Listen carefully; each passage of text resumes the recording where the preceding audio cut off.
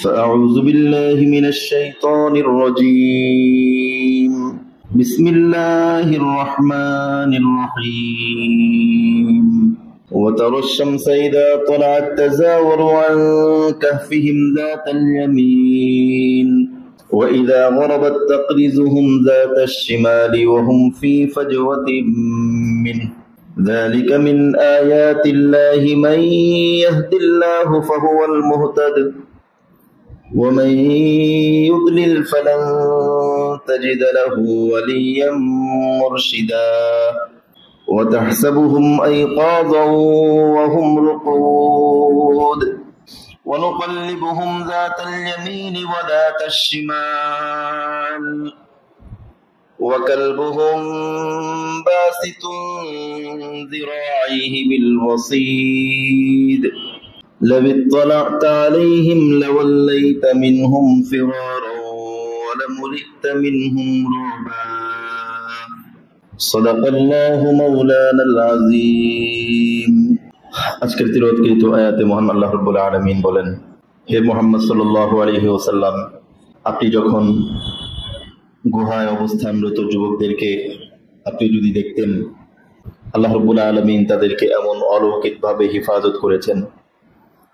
যখন সূর্য উদিত হতো তখন সূর্য তাদেরকে ডান দিকে তাদেরকে রেখে পাশ কাটিয়ে চলে যেত, আর সূর্য যখন অস্তমিত হতো তখন তাদেরকে বামে রেখে সূর্য অস্ত যেত, অথচ তারা গুহার মধ্যেই নিদ্রা অবস্থায় ছিল। এসব কিছু হচ্ছে আল্লাহ রাব্বুল আলামিনের পক্ষ থেকে নির্ধারিত নিদর্শনাবলী। বস্তুত আল্লাহ রাব্বুল আলামিন যদি কাউকে হিদায়াত দিতে চান সেই হিদায়াত লাভ করে। আল্লাহ রাব্বুল আলামিন যদি কাউকে গুমরাহ করতে চান তাহলে সে কখনোই কোনো পথ প্রদর্শক খুঁজে পায় না।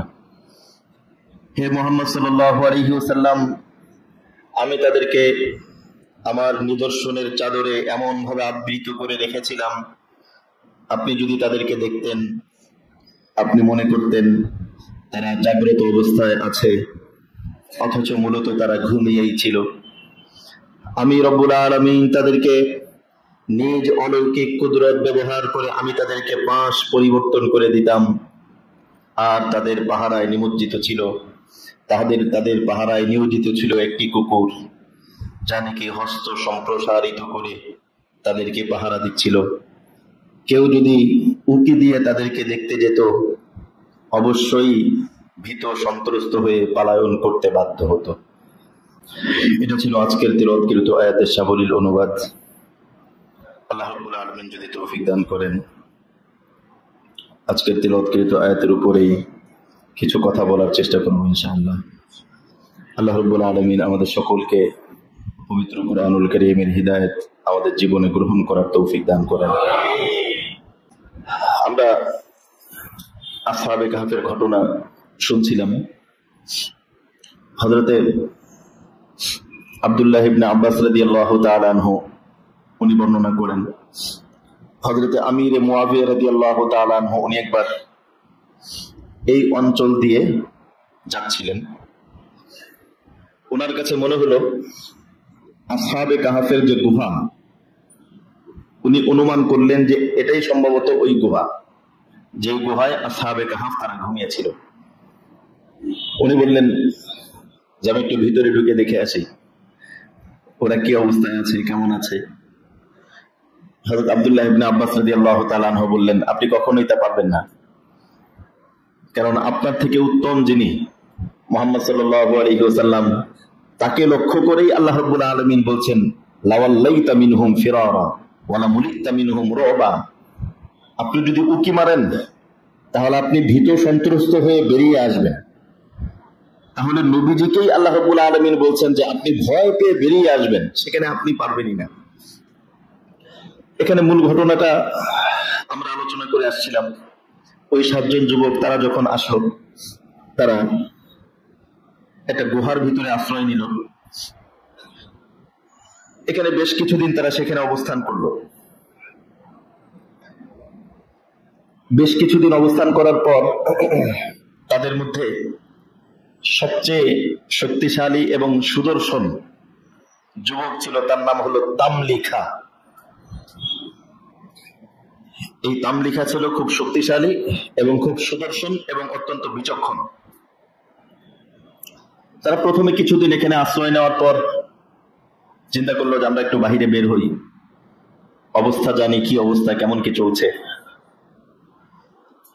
আবার সাধারণ কাউকে পাঠাইলে সাথে ধরা পড়ে যেতে পারে, এজন্য তারা সবাই চিন্তা ভাবনা করলো যে এই কাজের জন্য আমরা তামলিখাকে নির্বাচন করি। তামলিখাই এই কাজ করতে পারবে এবং সেই গুহার ভিতর থেকে মূল গুহার থেকে বের হয়ে মূল বিষয়টা, ঘটনাটা উদ্ঘাটন করতে পারবে। আপাতত কয়েকদিন গুহার মধ্যে থাকার পর তামলিখা বের হলো, স্বাভাবিকভাবে বের হয়েছে। বের হওয়ার পর বলছে, দেশের হালচাল জিজ্ঞেস করছে যে মানুষের কাছে, কারণ তারা তো গুহার মধ্যে ছিল অল্প কয়েকদিন, লম্বা সময় না, লম্বা সময়টা পরে আসছে কোরআনে। অল্প কয়েকদিন থাকার পরে এরপরে সে বের হয়েছে। বের হওয়ার পর লোকদেরকে শুনে, কি অবস্থা, শুনলাম কয়েকটা যুবক ছেলেরা নাকি এরকম মূর্তি টুর্তি পূজা করে না, এ ব্যাপারে আপনারা কি জানেন? বলে যে হ্যাঁ, এরকম তো একটা ঘটনা ঘটছে, বাচ্চা তো খুব খেপছে। কেন, চিনো নাকি তুমি? না, মানে শুনলাম, কি হয়েছে, কাহিনীটা কি? বলে যে বাচ্চা তো খুব খেপছে তাদের উপরে। আচ্ছা, পরে কি হলো? তারা এরকম 7 জন ছেলে, এরা মূর্তি পূজা করতে অস্বীকার করছে। শেষ পর্যন্ত বাচ্চা তাদেরকে ডাকছিল, তো ডাকার পরে এরপরে তারা বাচ্চাকে বলছে যে আমরা জানাচ্ছি আমাদের সিদ্ধান্ত। এরপরেই তারা গায়েব হয়ে গেছে। ধারণা করা হচ্ছে তারা কোনো একটা গুহার মধ্যে আশ্রয় নিয়েছে, এটা ধারণা করা হচ্ছে। আচ্ছা, তো বাচ্চা কি করলেন? বাচ্চা তাদের বাবা মাকে ডেকে আনছে। বাবা মাকে ডেকে আনার পর বলছেন যে যেহেতু তোমাদের সন্তানদেরকে পাওয়া যাচ্ছে না, আমরা তোমাদেরকে হত্যা করে দেব। তো যুবকরা শুনে তো খুব অনেকটা কষ্ট পেল। এরপরে কি হলো? তাদেরকে সত্যি মেরে ফেলছে বাবা মাকে? না, বাবা মাকে মারি নাই। বাবা মা কি বলছে? বাবা মা বলছে যে আমাদের সন্তানরা দোষ করলে তাদের উপরে বর্তাবে, এটা তো আমরা তো কিছু বলিনি, বা তাদের সাথে যে আমরা একমত তা হতো না, আমরা তো আপনাকে আনুগত্য করি বা আমরা তো আপনার কথা অনুযায়ী চলি। আচ্ছা, ঠিক আছে। বাকি আপাতত বিষয়টা ভাইরাল, এই বিষয়টা সবার মুখে মুখে, এবং এই বিষয়টা নিয়ে বাচ্চা খুব চিন্তিত আছে। এতটুকু শোনার পর সে চলে গেল। সে যাওয়ার পর সাথীদেরকে বলল যে অবস্থা এখনো আমাদের অনুকূল না এবং পরিবেশ সম্পূর্ণ আমাদের প্রতিকূল, আমাদেরকে এই গুহা থেকে আর বের হওয়াটা ঠিক হবে না। এদিকে বাচ্চার নাম হলো দাকি ইউনুস। এর পরবর্তী বাদশা বাইদুসিস 64 বছর তিনি রাজত্ব করেন। অত্যন্ত ন্যায়পরায়ণ বাচ্চা ছিলেন। পরবর্তীতে তারা যখন 309 বছর ঘুমিয়ে থাকার পরে যখন জাগ্রত হলো, তখন ওনার নাম হলো বাইদুসিস। তো দাকি ইউনুস লোকদেরকে নির্দেশ দিল যে 7টা ছেলেকে বের করো। বের করতে করতে তারা খুঁজতে অনেক খুঁজছে, কিন্তু পায়নি। শেষ পর্যন্ত ওই গুহার কাছ পর্যন্ত গেছে। আল্লাহ রাব্বুল আলামিন কুরআনের মধ্যে বলছেন যে আমি তাদেরকে হেফাজত করছি। আল্লাহ রাব্বুল আলামিন যদি কাউকে হেফাজত করেন, তাকে কেউ ধরতে পারে? একটা কুকুর পাঠিয়েছেন অত্যন্ত ভয়ঙ্কর ভাবে। এই কুকুরটা বাহিরের অংশের দিকে মুখ বের করে এরকম থাবা মেরে বসে আছে একদম মুখে। আর গুহার মুখ ছিল উত্তরমুখী। এটা উত্তর না, এটা উত্তর না, এটা তো উত্তর। হ্যাঁ, উত্তর। ও আচ্ছা, এটা উত্তরমুখী। এইদিকে হচ্ছে গুহার মুখ। সূর্য যখন উঠে আর ডুবে, গুহার ভিতরে কি আলো যাবে? তো যেহেতু উত্তরমুখী ছিল, আল্লাহ রাব্বুল আলামিন বলছেন যে তাদের ডান দিক দিয়ে সূর্য উঠত আর বাম দিকে ডুবত। কাজী মুখটা কোন দিকে ছিল? উত্তরের দিক ছিল। এই দিক দিয়ে সূর্য উঠছে আর এই তাদের বাম দিক দিয়ে ডুবে গেছে। গুহার অবস্থা ছিল এই। বাদশা তার সৈন্য নিয়ে ওদেরকে খুঁজতে ওই গুহার মুখ পর্যন্ত আসছে। আসার পরে একজনকে বলছে ভিতরে দেখে এসো। তো আল্লাহ রাব্বুল আলামিন ওই মুহূর্তে তাদের উপর এমন রব প্রভাব প্রতিপত্তি আল্লাহ রাব্বুল আলামিন দান করেছেন, ভিতরে ঢোকার কেউ সাহস পায়নি। শেষ পর্যন্ত বাচ্চা বলছে, আচ্ছা আচ্ছা কাজ করি, এই গুহার মুখ বন্ধ করে দাও, ওরা যদি ভিতরে থেকেও থাকে তাহলে একদম ভিতরে মারা যাবে। বাচ্চার সৈন্যদের ভিতরে 2 জন লোক ছিল, এই 2 জন ভিতরে ভিতরে ঈমান লালন করত। আল্লাহ রাব্বুল আলামিন কোন ঘরে কোন জায়গায় ঈমানের প্রদীপ জ্বালাই দিবে কেউ জানে না। অনেক সময় এরকম দেখা যায়, বাবা মা নামাজ পড়ে না, তার ঘরের ভিতরে এমন সন্তান জন্ম নিয়েছে, সে অনেক ভালো, এমনও হতে পারে। আবার ভালোর ঘরে খারাপ, এমনও হতে পারে। এটা আল্লাহ পাকের ইচ্ছা। ওই 2 জন ব্যক্তি তারা চিন্তা করছে যে আচ্ছা এক কাজ করি, এরা যেহেতু গুহার মুখ বন্ধ করে দিচ্ছে, আমরা এদের নাম এবং একটা ফলক বিভিন্ন দেশের মধ্যে ফলক লাগানো থাকে না, এই একটা ফলক তৈরি করি যেখানে এদের নাম এবং সংক্ষিপ্ত বিবরণ সহ আমরা এখানে লাগাই রাখি। পরবর্তীতে যেন মানুষ বুঝতে পারে, চিনতে পারে, উপদেশ গ্রহণ করতে পারে যে 7 জন যুবক, 7 জন আল্লাহ প্রেমিক, তারা গোটা পৃথিবীর বিরুদ্ধে যে তারা ঈমানের উপর অটল অবিচল ছিল। এমনটা করে এরপরে তারা ভিতরে চলে আসলো। আর এদিক দিয়ে বাচ্চা বাহিরে কি কাজ করছে করার পরে চলে গেছে, এতটুকু পর্যন্ত আসছে, এরপরের বাকি বিস্তারিত আর আসে নাই। আল্লাহ রাব্বুল আলামিন এরপরে বলছেন এই 7 জন যুবক তো ভিতরে ঢুকছে, ভিতরে ঢোকার পরে ওরা ঘুমিয়ে গেছে। ওরা চিন্তা করলো যে আমরা একটু ঘুমাই। এই ঘুমটা যেই 309 বছর হয়ে যাবে কে জানে। এই যুবক তারা ঘুমিয়ে গিয়েছে। আল্লাহ রাব্বুল আলামিন তাদেরকে এমন ভাবে হিফাজত করছেন। আল্লাহ রাব্বুল আলামিন বলেন, ওয়াতারাশ শামসা ইযা তালাত তাযাওয়ারু আন কাহফিহিম যাতাল ইয়ামিন। আমি তাদেরকে এমন ভাবে সংরক্ষিত রেখেছিলাম, যখন সূর্য উঠতো, মানে সূর্যের কিরণ থেকে আলাদা ছিল তারা, তাদের ডান দিক দিয়ে সূর্য উঠতো, ওয়াইলা গরাবাত তাকরিজুহুম যাতাশ শিমাল, সূর্য যখন ডুবে যেত তখন তাদের বাম দিকে অস্ত যেত। ওয়াহুম ফি ফাজওয়াতিন মিনহু, অথচ তারা গুহার মধ্যেই সম্পূর্ণ অক্ষত অবস্থায় ছিল। যালিকা মিন আয়াতিল্লাহ, এটা হচ্ছে আল্লাহ রাব্বুল আলামিনের সুস্পষ্ট নিদর্শন। মান ইয়াহদিল্লাহু ফাহুয়াল মুহতাদ, আল্লাহ রাব্বুল আলামিন যদি কাউকে হিদায়াত দিতে চান সেই হিদায়াত পায়। আল্লাহ রাব্বুল আলামিন যদি কাউকে হিদায়াত দিতে চান সেই শুধু হিদায়াত পায়। ওয়া মান ইউদলিল, আর আল্লাহ রাব্বুল আলামিন যদি কাউকে পথভ্রষ্ট করেন, ফালান তাজিদা লাহু ওয়ালিয়্যাম মুরশিদা, আপনি তার জন্য কোন অভিভাবক, কোন পথ প্রদর্শক খুঁজে পাবেন না। কাউকে যদি আল্লাহ হিদায়াত দিতে না চান, যত কিছুই বলা হোক ওর ভিতরে পরিবর্তন হবে না। এরপর আল্লাহ রাব্বুল আলামিন তাদের একটা বৈশিষ্ট্য আলোচনা করেছেন, ওয়াতাহসাবুহুম আইকাদান ওয়া হুম রুকুদ।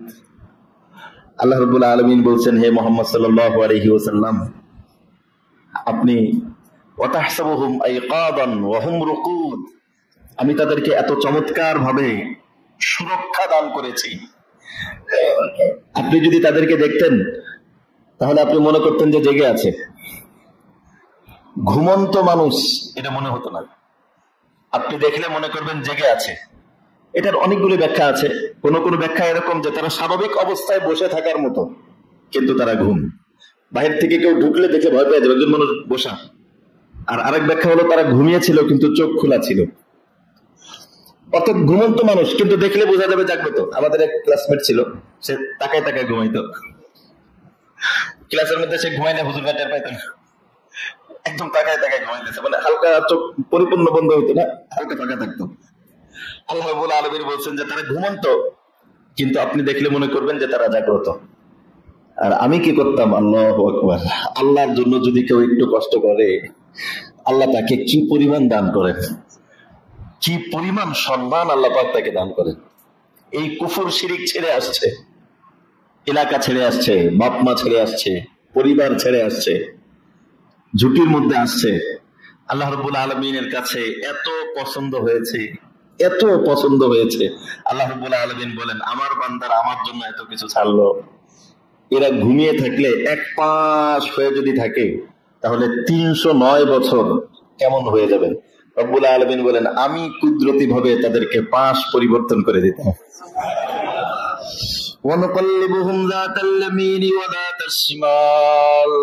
রব্বুল আলামিন বলেন, আমি তাদেরকে ডানে বামে পাশ পরিবর্তন করে দিতাম। এটার কারণ কি? এটার কারণ হলো, একটা কারণ তো আছেই যে এক পাশ হয়ে থাকলে, শারীরিক ভাবে এক পাশ থাকলে তো শরীর কেমন লাগে। আর আরেকটা কারণ হচ্ছে আল্লাহ রাব্বুল আলামিনের বিশেষ পর্যবেক্ষণে তারা আছে, আল্লাহ পাকের বিশেষ তদারকিতে, বিশেষ নিগরানিতে, আল্লাহ পাকের বিশেষ দৃষ্টির, কুদরতি দৃষ্টির ভিতরে তারা আছে। এজন্য আল্লাহ পাক নিজের কুদরত প্রকাশ করে তাদের জন্য এতটুকু করতেন, ফেরেশতাদের মাধ্যমে তাদের পাশ পরিবর্তন করে দিতেন।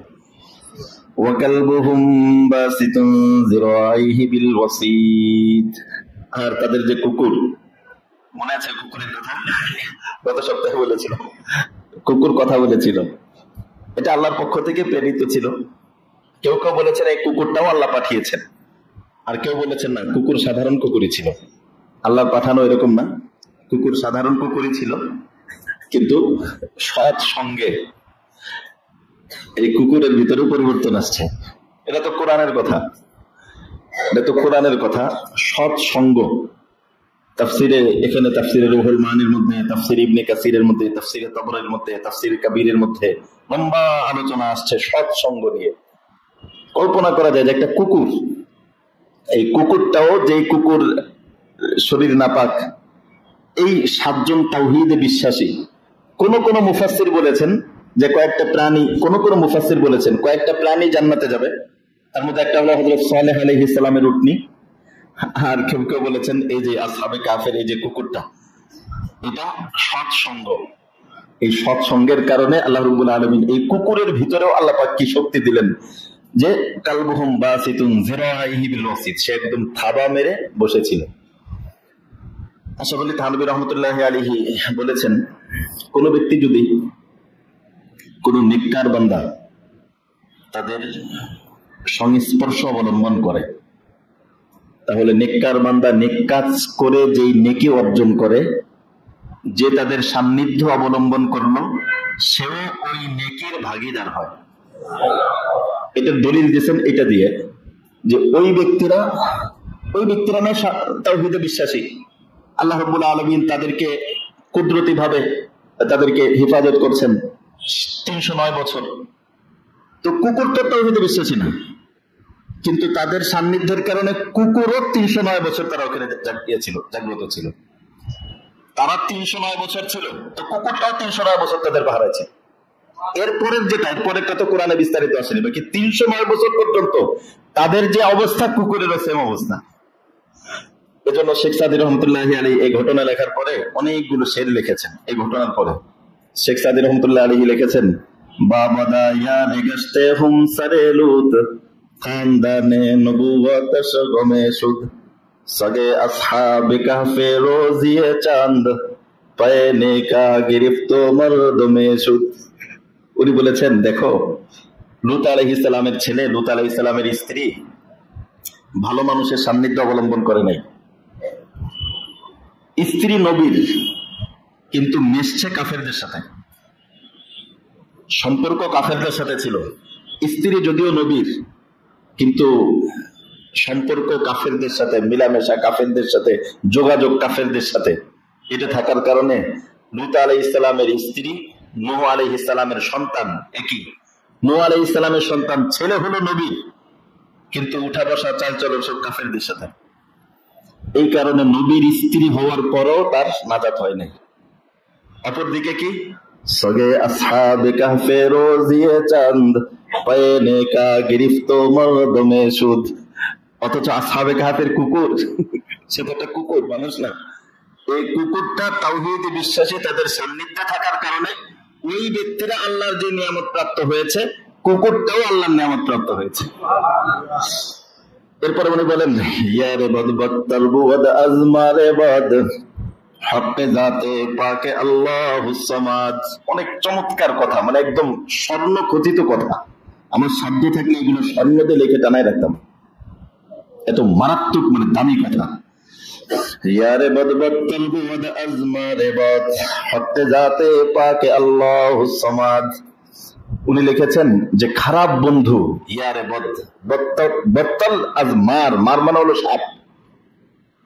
খারাপ বন্ধু বিষাক্ত সাপ থেকেও খারাপ।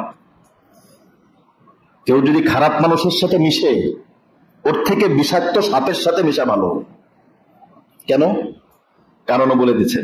কারণ হলো মারে বর্তন হামে বর যা জানাদ ইয়ারে বদ বর যাও বর ইমা জানাদ।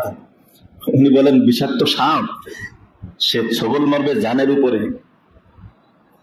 সাপ ছবল আজকে যদি নাও মারে তারপরেও তো জান থাকবে না, একদিন না একদিন চলেই যাবে, ঠিক না? জানকে কি রেখে দেওয়া যায়? জান তো রেখে দেওয়া যায় না। মারে বদ তনহা হামি বর যা জানাদ ইয়ারে বদ বর খাও বর ইমা জানাদ। আর অসৎ সঙ্গ সে ছবল মারবে ইমানের উপরে। অসৎ সঙ্গ মানুষকে বেঈমান বানাবে, অসৎ সঙ্গ মানুষকে নেশাখোর বানাবে, অসৎ সঙ্গ মানুষকে পাপী বানাবে, অসৎ সঙ্গ মানুষকে ধ্বংস করবে। একেবারে টোটালি জিন্দেগি ধ্বংস একটা অসৎ সঙ্গের কারণে। অসৎ সঙ্গের সাথে মিশে এরপরে নেশা। আমার পরিচিত একটা ঘটনা পরিচিতদের মধ্যে এতটা হৃদয়ের মধ্যে লাগলো একটা ছেলের ব্যাপারে। ওর বাবা যদি শোনে, মানে শোনার সাথেই স্টক করবে, এটা নিশ্চিত। এই ঘটনা যদি ওই ছেলের বাবা শুনে, আমার মনে হয় না যে সে মানে নিজেকে কন্ট্রোল করতে পারবে। ভালো ফ্যামিলির একটা ছেলে,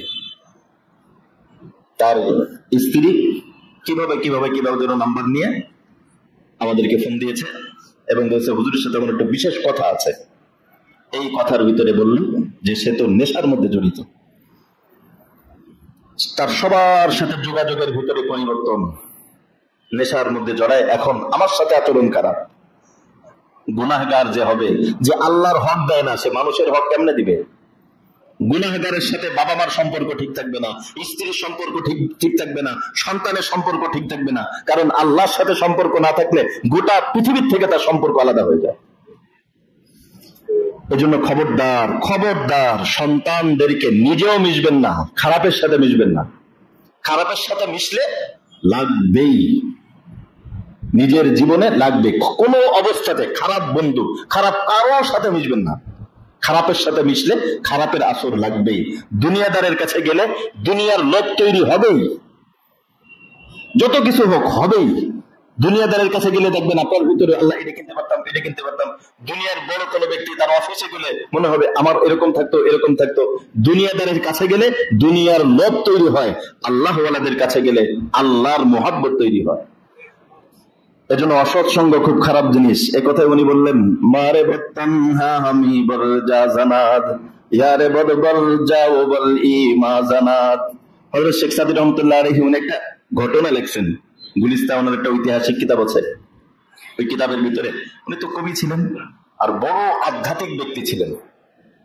একটা ওনার কিতাব আছে, উনি 20 বছর ভ্রমণ করছেন, 20 বছর টানা ভ্রমণ করছেন, আর 20 বছর একদম এক জায়গা থেকে ইবাদত করছেন, আর 20 বছর ভ্রমণ করছেন। তো 20 বছর যে ভ্রমণ করছেন, পৃথিবীর বিভিন্ন জায়গায় ভ্রমণ করছেন। এই ভ্রমণ থেকে উনি কি শিক্ষা গ্রহণ করলেন, এটা উনি একদম সুন্দর ভাবে, চমৎকার ভাবে একটা ছন্দ মানে কিতাব আকারে উনি লিখছেন। তার নাম হলো গুলিস্তান।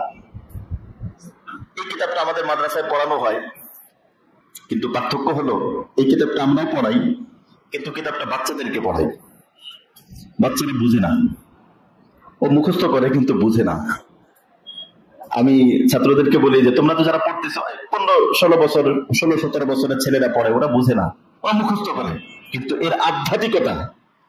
আমাদের এক উস্তাদ, আমরা যখন গুলিস্তা পড়ি, আমাদের এক উস্তাদ বলছিলেন যে এই গুলিস্তাটা মাওলানা হয়ে যাওয়ার পরে পড়লি বুঝে আসবে। এই কথাটা আমার বুঝে আসেনি। কি বলে? বুঝি তো, আমি মনে মনে ভাবলাম বুঝতেছি তো, সবাই বুঝে আসতেছে, ফার্সি তো পারি, ফার্সি পড়ছি, ফার্সিতে পরীক্ষা দেয়, ফার্সিতে কথা বলি। ফার্সি ভাষা তো মানে আমাদের সময় তো ফার্সির অনেক চর্চা ছিল, এখন আস্তে আস্তে কমে গেছে। আমাদের সময় প্রচুর চর্চা ছিল, মানে এখন যেরকম মানে আমরা ফার্সিতে পরীক্ষা দিতাম, তো ফার্সি তো বলতেছি তো বুঝতেছি তো। এখন বুঝি যে না, আসলে ওই সময় বুঝিনি। এতটুকু এখন বুঝে আসছে যে ওই সময় আমরা বুঝিনি। তো এটা অনেক আধ্যাত্মিকতার অনেক উচ্চাঙ্গের কিতাব। তো এই কিতাবের ভিতরে উনি একটা ঘটনা লেখছেন। উনি কিতাবের শুরুতে একটা ঘটনা লেখছেন, গিলে খুলবু ইয়াদাল হাম্মামে রোজে রসিদাস্তে মাহবুবে বদস্তম। উনি বলেন, মানে একটা উপমা, একটা কাল্পনিক একটা কথা। উনি বলে, একবার আমি গোসল করতে গেলাম, আমি গোসলখানায় গেছি, যাওয়ার পরে আমি ঢিলা খুঁজতেছি, ইস্তেঞ্জা করার পরে ঢিলা নেয় না, আমি একটু মাটির ঢিলা খুঁজতেছি কোথায় ঢিলা পাওয়া যায়। তো হঠাৎ করে একটু ঢিলা নিলাম। তো ঢিলা নেওয়ার পরে দেখি যে ঢিলার থেকে সুগন্ধি আসতেছে, ঘ্রাণ আসতেছে। এটা দেখে আমার কাছে খুব অবাক লাগলো যে মাটির ঢিলা, সেখান থেকে এরকম ঘ্রাণ আসে কেন? উনি কাল্পনিক ভাবে বলতেছেন, বদু গুফতম কে মুশকিয়া আবিরি কে আজবুয়ে দিলা বেজি তুমস্তম। আমি তখন এই মাটির ঢিলাকে বললাম যে, কিরে, এটা একটা কাল্পনিক কথা, এটা বাস্তবতা বলতে উনি এটা ঘটনাকে উনি কাল্পনিক রূপ দিয়ে উনি বলছেন। যে আমি তখন মাটির ঢিলাকে বললাম, কিরে, তুমি কি কস্তুরী বা মিষ্ক আম্বার, যে তোমার থেকে এরকম ঘ্রাণ আসতেছে? কেন ঘ্রাণ আসে? স্বাভাবিক মাটির ভিতরে তো ঘ্রাণ আসার কথা না, তোমার ভিতরে ঘ্রাণ আসে কেন? তখন উনি বলেন, ওই ঢিলা আমাকে উত্তর দিল, বগুফতামান গিলে নাচি জেবুদাম ওয়ালাকিন মুদ্দাতে বাগুল নিশাস্তাম। উনি বলছেন যে, আসলে শোনো, আমি মূলত ফুল না, গিল মানে হলো মাটি আর গুল মানে হলো ফুল। গুলিস্তান মানে ফুল বাগান, মানে গুল আর গিল লিখতে একই, শুধু জবরজেরের পার্থক্য। গুল মানে হলো ফুল আর গিল মানে হলো কি? মাটি। উনি বলেন, বদু গুফতম বগুফতামান গিলে নাচি জবুদম। আসলে আমি ফুল না, আমি হলো একটু মাটির ঢিলা, মাটির টুকরা। কিন্তু কি হয়েছে? ওয়ালাকিন মুদ্দাতে বাগুল নিশাস্তাম। কিন্তু আমি একটা ফুল গাছের নিচে, ফুল ছিল, ওই ফুলের নিচে ছিলাম। আমি ফুল না, কিন্তু আমি কিসের নিচে ছিলাম? একটা ফুলের নিচে ছিলাম। এজন্য কি হয়েছে? জামালে হাম নাশিদাল মান আসরকার, জামালে হাম নাশিদাল মান আসরকার ওয়াগারনা মান হামা খাকাম কে হাসতাম। উনি বলেন, আসলে এই কিছুক্ষণ ফুলের সাথে থাকছি, এজন্যই ঘ্রাণ হয়েছে। ফুলের সাথে যদি না থাকতাম তাহলে আমি তো মাটি দিয়ে গন্ধই বের হইতো, কোনোদিন ঘ্রাণ বের হইতো না। এজন্য যদি সম্ভব হয় ফুলের সাথে থাকবো, খবরদার খারাপ কারোর সাথে মিশবো না, মিশতে দিব না। অনেকগুলি হাদিস আছে, হাদিসের মধ্যে আসছে আল্লাহ রাসূল সাল্লাল্লাহু আলাইহি ওয়াসাল্লাম বলেছেন, মাসালুল জালিসিস সালিহ ওয়াল জালিসিস সুই কাহামিলিল মিসকি ওয়া নাফিকিল কিরি। নবীজি বলেছেন যে কেউ যদি ভালো কারো সান্নিধ্য অবলম্বন করে আর কেউ খারাপ কারো সান্নিধ্য অবলম্বন করে, নবীজি দুইটার উদাহরণ দিয়েছেন যে কেমন যেন কেউ আতরের ডিব্বা সাথে রাখলো আর কেউ ওই আগুনের ফুলকি আছে না, আগুনের ফুলকি রাখলো। তা আতরের ডিব্বা যদি কারো সাথে থাকে তাহলে ঘ্রাণ বের হয়, ডিব্বা থেকে কি না লাগাইলেও আতরের কাছ থেকে কি বের হবে। আর যদি আগুনের ফুলকি থাকে তাহলে সেটা যে কারো জামা পড়ে যেতে পারে। এজন্য রাসূল সাল্লাল্লাহু আলাইহি ওয়াসাল্লাম বলেছেন, খবরদার তোমরা কোনো অবস্থাতেই খারাপ কারোর সাথে মিশবে না। অপর হাদিসের মধ্যে আসছে, আর রাজুলু আলা দীনি খালিলিহি, মানুষ তার বন্ধুর চরিত্র অবলম্বন করে। বন্ধুর চরিত্র অটোমেটিক তার ভিতরে আসবেই, এটা আসবেই। এজন্যই বিবাহের ক্ষেত্রেও জীবন সঙ্গী ভালো, জীবন সঙ্গী ভালো অবলম্বন করা, ভালো গ্রহণ করা। কারণ জীবন সঙ্গী যদি ভালো না থাকে তাহলে তার থেকেও খারাপ আসবে, খারাপ গুণ এটাও আসবে, সন্তানদের ভিতরেও যাবে। এজন্য নবীজি বলেছেন, আদ-দীন আর-রাজুলু আলা দীনি খালিলিহি, মানুষ তার বন্ধুর চরিত্র অবলম্বন করে। ফাল্যানজুর আহাদুকুম মান ইখালিল, তোমাদের প্রত্যেকেই যেন চিন্তা করে যে আমার বন্ধু কেমন মানুষ, আমার বন্ধু কি ভালো না আমার বন্ধু খারাপ, আমি কার সাথে মিশি। আমরা এখানেই যারা আছি, আমরা একটু চোখ বন্ধ করে চিন্তা করি মিশি কার সাথে। খারাপের সাথে মিশলে খারাপ চরিত্র আমার ভিতরে আসবে। অপর হাদিসের মধ্যে আসছে, রাসূল সাল্লাল্লাহু আলাইহি ওয়াসাল্লাম বলেছেন, লা তুসাহিব ইল্লা মুমিনান, খবরদার মুমিন মুত্তাকি ছাড়া কারোর সাথে মিশবা না। একটা হলো যোগাযোগ, কাজের খাতিরে আমি গেলাম, সেটা ভিন্ন জিনিস। আমার কারোর সাথে কাজ আছে, আমি কাজের খাতিরে গেলাম, এটা ভিন্ন জিনিস। কিন্তু আরটা হলো ফ্রেন্ড, বন্ধু বানাইলাম, এটা ভিন্ন জিনিস। বিশেষ দরকার না হইলে দেশের বাহিরে ইহুদি খ্রিস্টানদের কাছে সন্তানকে পাঠায় দেয় মানুষ। যত কিছুই হোক, ওই খ্রিস্টান শিক্ষকের কাছে পড়লে আল্লাহওয়ালা হবে না। মনে করেন আমরাও তো পেশায় আমরা টিচার, আমরা পেশায় শিক্ষক, হয়তো এখন মাদ্রাসার ছাত্রদেরকে পড়াইতেছি, ইনশাল্লাহ ইউনিভার্সিটিতে হইলে ইউনিভার্সিটিতে পড়াবো ইনশাল্লাহ, আল্লাহর মেহেরবানিতে বিভিন্ন সার্টিফিকেট আছে। ইউনিভার্সিটিতে যদি পড়াই, তো ইউনিভার্সিটিতে পড়াইলে ইউনিভার্সিটির ছাত্রদেরকে যখন পড়াবো, আমাদের থেকে তারা মানে দিনদারি না শেখাইলেও কথার ফাঁকে কি কিছু দিনদারি পেয়ে যাবে না? মানে সাবজেক্টটা অন্য সাবজেক্টও যদি হয়, কথার কথা আমি ইতিহাস পড়াইলাম, তো ইতিহাসের মধ্যে তার তাকওয়া শেখানোর বিষয় না, কিন্তু তারপরও আমরা পেশায় যেহেতু ইসলাম নিয়ে একটু পড়াশোনা করি, যতটুকু একটু নাড়াচড়া করি, এই দেখা যাবে যে ইতিহাসের ভিতরেও, ইতিহাসের ফাঁকেও কিছু দিনই কথা চলে আসছে, এটা আসেই। তো একজন খ্রিস্টান সে যখন পড়াবে, তো খ্রিস্টান পড়াইলে একদম পরিপূর্ণই পড়াবে, নাকি পড়ার ফাঁকে তার কিছু বিশ্বাসও ঢুকে যাবে?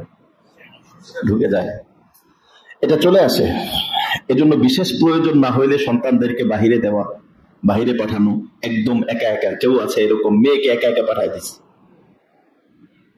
মেয়ে অস্ট্রেলিয়া আছে, মেয়ে জাপান আছে, মেয়ে আমেরিকায় আছে, বিভিন্ন দেশে মেয়ে আছে, কার সাথে মিশতেছে, কি করতেছে, দিলাম তো ভালোর জন্যই। এখন ওই মেয়ে যদি আমার জন্য দোয়া করবে তো দূরের কথা, সে নিজের জন্যই যদি দোয়া না করে, এক। দ্বিতীয় কথা হলো, সে যে খারাপ কাজ করলো, এই খারাপ কাজের যদি খারাপ কাজে জড়ায়, তার আকীদা যদি নষ্ট হয়, আমাদের দেশে যদি থাকে, বিশেষ প্রয়োজন বললাম, বিশেষ প্রয়োজন তো প্রয়োজনই, আমাদের দেশে থাকলে হয়তো ভালো চাকরি পাইলো না, অথবা কোনো কিছু না হইলো, কমপক্ষে ইমানটা তো ঠিক থাকতো। এখন হ্যাঁ, অন্যান্য দেশে কিছু কিছু ইমানের হালাত ভালো আছে, অনেক দেশে আছে ইমান ঠিক রাখা যায়, কিন্তু আবার সমস্যাও আছে। তো যদি এরকম হয় যে ইমান নষ্ট হয়ে গেল, আমল নষ্ট হয়ে গেল, আর ওই সমস্ত বহির্বিশ্বে তো আমাদের দেশের মতো কালচার না। আমাদের দেশের জীবনযাত্রার মান অনেক সহজ, আমাদের দেশের মানুষ অনেক ভালো থাকে, এবং এই আধুনিক রাষ্ট্র যেগুলোকে আমরা অনুসরণীয় মনে করি, আমাদের অনেক পরিচিত ব্যক্তিরা আছে, তারা শুধু স্বামীর টাকা দিয়ে, ইনকাম দিয়ে সংসার চলে না, দুজনের ইনকাম করা লাগে। এটা হলো আধুনিক বিশ্বের কবর। শুধু স্বামীর ইনকামের টাকা দিয়ে সংসার চলে না, দুইজনের ইনকাম করা লাগে। তো জীবনটা তো মেশিনের মতো না, দুইজনই মানে জীবনের যে প্রকৃত স্বাদ, জীবনটা তো খুব সীমিত, সংক্ষিপ্ত।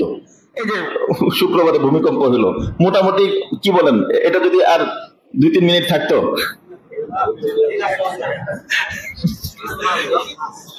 একদম সমান হয়ে যেত না? আর কল্পনা করা যায় আমাদের দেশের যেটা অবস্থা, আমাদের দেশের একটা বিল্ডিং ধসে পড়ছিল রানা প্লাজা, ওটাতে সরাইতে কয় মাস লাগছে। আমাদের যদি এরকম কোনো কিছু হয়, তাহলে পুরো দেশে তো মানে পুরো রাজধানী তো মানে বসবাসের অযোগ্য হয়ে যাবে, মানে গাড়ি ঢুকবে কিভাবে? পুরন ঢাকার মধ্যে যেভাবে যে অবস্থা, মানে এই মিরপুরেরটা হয়তো পরিকল্পিত, মিরপুরের অনেক কিছু, কিন্তু বিশেষ করে পুরন ঢাকা, এই গ্যান্ডারিয়া বলেন, সুত্রাপুর বলেন, বাংলা বাজার, চক বাজার, সেখানে তো মানে 1 ইঞ্চি জায়গাও ফাঁকা নাই। এই জায়গায় যদি দুর্ঘটনা হবে, পুরো এলাকাটা কি অবস্থা হইতো? পরিত্যক্ত হয়ে যেত। আল্লাহ হেফাজত করুক, আল্লাহ আমাদের দেশকে হেফাজত করুক। এবং আমরা বিশ্বাস করি, আমাদের দেশের মুসলমান যাই করুক, আমার একটা দৃঢ় বিশ্বাস, আমাদের দেশে ইনশাআল্লাহ এরকম বড় কোনো বিপদ আসবে না ইনশাআল্লাহ।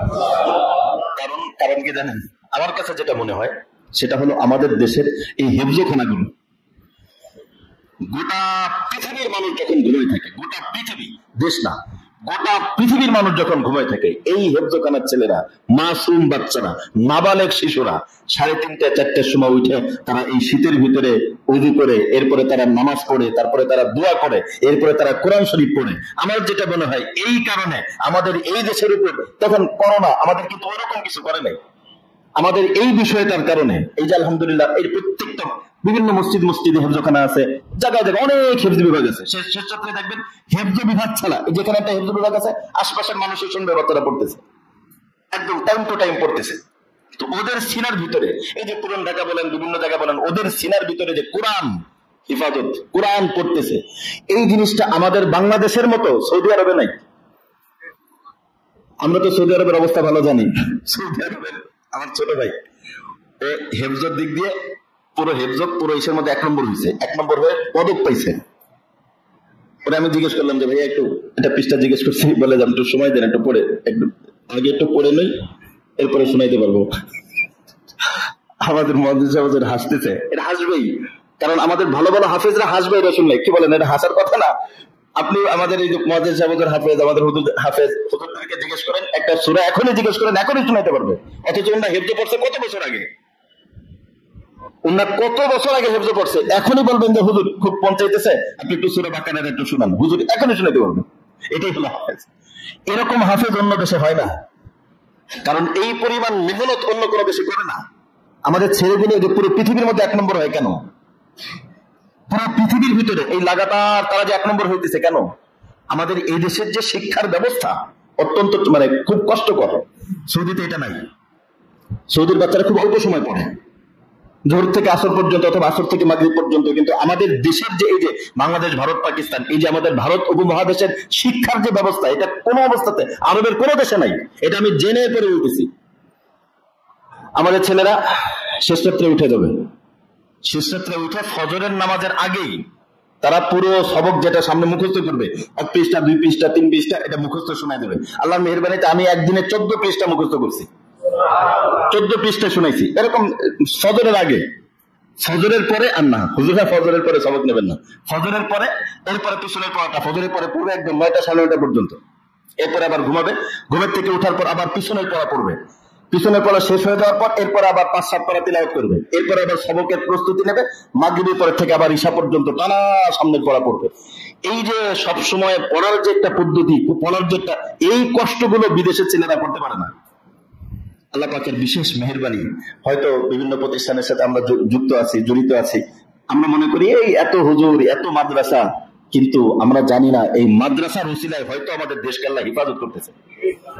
না হলে আমাদের দেশে যেই পরিমাণ উল্টোপাল্টা হয়, যেই পরিমাণ উল্টোপাল্টা, আপনি শুধু একটা সরকারি অফিস থেকে ঘুরে আসলে আপনি বলবেন যে এই দেশকে আল্লাহ রাখছে কেন? একটা ফাইল কোন সরকারি অফিসে আপনি পাস করানোর জন্য ঘুরে আসবেন, আসার পর আমি এই যে ভুক্তভোগী, ফাইল আসার পর আমি বলছি যে এটা আল্লাহর বিশেষ মেহেরবানি ছাড়া এই দেশ টিকার কথা না। কবে আল্লাহ একদম ধ্বংস করে দিত জায়গায় জায়গায় যেই পরিমাণ অবস্থা। এটার মূল কারণ আল্লাহ রাব্বুল আলামিন আমাদের কিছু বিষয়ের কারণে আল্লাহ আমাদেরকে হেফাজত করতেছেন। এজন্য আমার কাছে, জানি না বাস্তবতা তো আল্লাহই জানে, কিন্তু আমার কাছে যেটা মনে হয় আমাদের দেশের হেফজ বিভাগটা মাসুম বাচ্চারা পড়ে এবং তারা তাহাজ্জুদের সময় পড়ে, সব সময় কোরআন পড়ে। এই কোরআনের ওসিলায় আমরা আশা করতে পারি আমাদের দেশে ইনশাআল্লাহ বিজ্ঞানীরা যাই বলে, এই পত্র পত্রিকায় লিখতেছে এই এত মাপের ভূমিকম্প হবে, এই হবে, সেই হবে, কত কিছু হবে, বাকি আমার মনে হয় না যেই দেশে কোরআনের এই পরিমাণ চর্চা হয়, যেই দেশে কোরআন বাচ্চারা শেষ রাত্রে কোরআন পড়ে, ওই দেশে আল্লাহ এরকম কোনো বিপদ ইনশাআল্লাহ দিবে না। এটা আমাদের দৃঢ় বিশ্বাস। আল্লাহ রাব্বুল আলামিন আমাদের সকলকে এই কোরআনের সাথে সম্পৃক্ত থাকার তৌফিক দান করেন। সন্তানরা যদি থাকে, একটা সন্তান হাফেজ বানান, হেফজখানায় দেন, হাফেজ হোক, এরপরে সে যা পড়ে পড়ুক, আগে হাফেজ হোক। এরকম যদি হাফেজ, হ্যাঁ আপনার ছেলে হাফেজ, এরপরে সেনা প্রধান, কোনো সমস্যা নাই। আপনার ছেলে হাফেজ, এরপরে প্রধান উপদেষ্টা, মন্ত্রী হইলো, এমপি হইলো, কোনো সমস্যা নেই, হাফেজ হোক। কোরআনটা ভিতরে সিনার মধ্যে ঢোকান। কোরআন যদি ভিতরে থাকে, এই কোরআন তাকে টানবে, এই কোরআন তাকে টানবে। যত কিছু হোক, অনেক ক্ষেত্রে আপনারা দেখবেন যে হাফেজ হয়েছে, আমল নাই, গুনার কাজ করতেছে, নামাজ পড়ে না, এই সেই, ঠিক আছে, সব ঠিক আছে, হতে পারে, কিন্তু এই কোরআন একদিন না একদিন তাকে টানবে।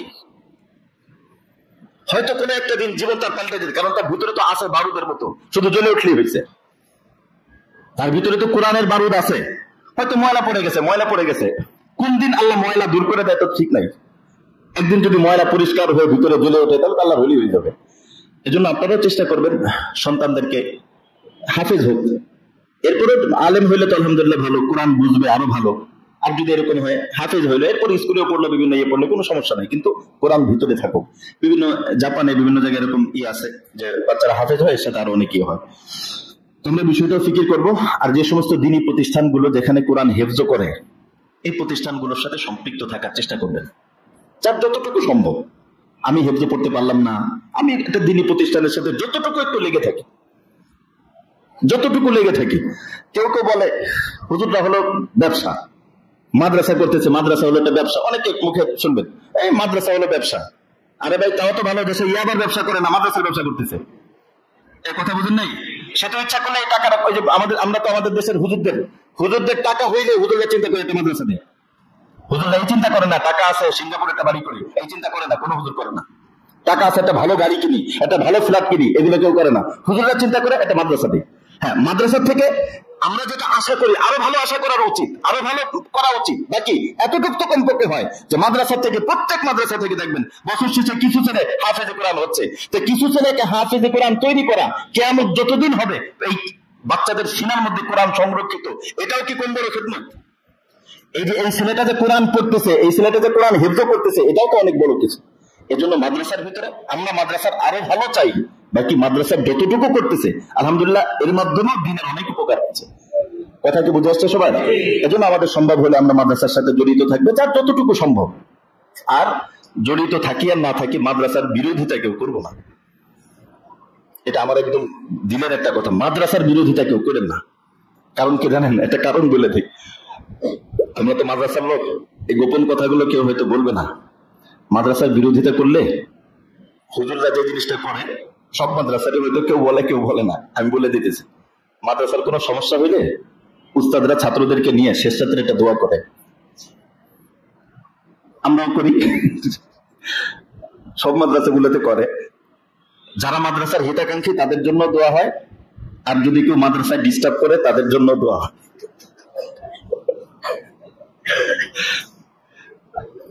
এজন্য এই দোয়া কেউ, বদদোয়া কেউ নেওয়ার দরকার নেই। কোন মাদ্রাসা আমি সহযোগিতা করতে পারলে আলহামদুলিল্লাহ, যদি করতে না পারে মাদ্রাসার গতিতে চলো, কিয়ামত পর্যন্ত আল্লাহ যদি কবুল করে মাদ্রাসা চলবে। কিন্তু খবরদার কেউ মাদ্রাসার বিরোধিতা আমরা করবো, পারবো না ইনশাআল্লাহ। আল্লাহ পাক আমাদেরকে তৌফিক দান করেন। তো হাদিসের মধ্যে আরো অনেকগুলো হাদিস আছে, এইগুলো হাদিসের আলোকে আমরা বুঝতে পারলাম সৎসঙ্গ অবলম্বন করতে হবে। আসহাবে কাহফের কুকুর, সেও সৎসঙ্গের কারণে আল্লাহ রাব্বুল আলামিনের পক্ষ থেকে নিয়ামত প্রাপ্ত হয়েছিল। এরপরে ওরা যখন ঘুমিয়েছিল দীর্ঘ 908 বছর পরে, 308 বছর পরে, এরপরে আল্লাহ রাব্বুল আলামিন তাদেরকে ঘুম থেকে জাগালেন। কেন জাগালেন? জাগালেন একটা প্রেক্ষাপট নিয়ে। ওই সময়ের যে শাসক ছিল, ওই শাসক, উনি খুব ন্যায়পরায়ণ বাদশাহ ছিলেন। উনি একটা বিষয় নিয়ে পেরেশানিতে পড়ে গেছিলেন। ওই শাসক ছিল ভালো, উনি একটা বিষয় নিয়ে খুব পেরেশানিতে, টেনশনে পড়ে গেছিলেন। কি করবেন? সর্বশেষ দেশের ভিতরে জনগণ 3 ভাগে বিভক্ত। উনি চিন্তা করলেন আমি এক কাজ করি, জনগণকে বুঝাইতে যায় সময় নষ্ট করা দরকার নাই, আমি আল্লাহর সাথে সম্পর্ক করি। উনি সাথে সাথে আল্লাহ রাব্বুল আলামিনের কাছে কান্নাকাটি শুরু করলেন যে আল্লাহ, সবার দিল তো আপনার কাছে, এই মানুষগুলো আমার বিরুদ্ধে চলে গেছে, আপনি ইচ্ছা করলে তাদেরকে সবাইকে জমায়ে দিতে পারেন। আল্লাহ রাব্বুল আলামিনের কাছে যখন কান্নাকাটি শুরু করলো, আল্লাহ রাব্বুল আলামিন ওই বাদশার দোয়া কবুল করে এদেরকে আবার জাগ্রত করলেন। আল্লাহ রাব্বুল আলামিন যদি তৌফিক দান করেন, অনেক চমৎকার বিষয় আগামী সপ্তাহে ইনশাআল্লাহ আলোচনা করা হবে। আজকের আলোচনা থেকে আমরা গুরুত্বপূর্ণ এই বিষয়টাই শিখলাম যে আমরা অসৎ সঙ্গ থেকে বিরত থাকবো, সৎ সঙ্গ অবলম্বন করার চেষ্টা করব। আল্লাহ রাব্বুল আলামিন আমাদের সকলকে জীবনের প্রত্যেকটা ক্ষেত্রে সৎ সঙ্গ অবলম্বন করার তৌফিক দান করেন।